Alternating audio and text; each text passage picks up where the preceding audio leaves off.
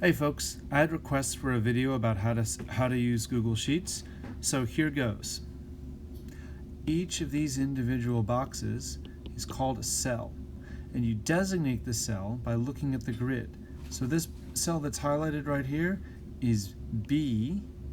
So we call it B4. And the one right next to it is C4. So if I want to do a formula where I divide the distance by the time, I would type, see right here, equals, to tell it that I'm making a formula, B4 divided by, that's this slash, C4.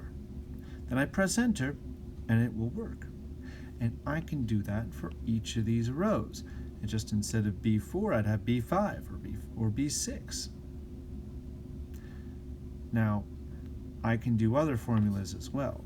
Like if I want to calculate an average, I'll put in equals, because that tells Sheets that I'm writing a formula.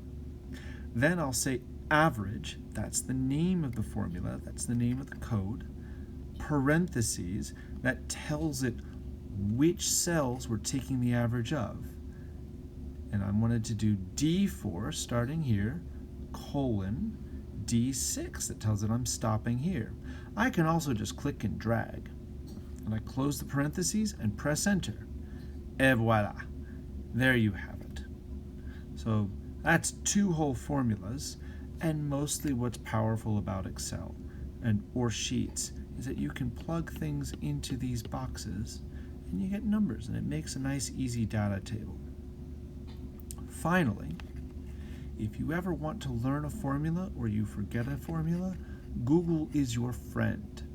If you were to type Sheets average formula, you would get 16 websites all telling you the same thing that I'm telling you now. So you have the power. Anyhow, I hope this is helpful. Bye-bye.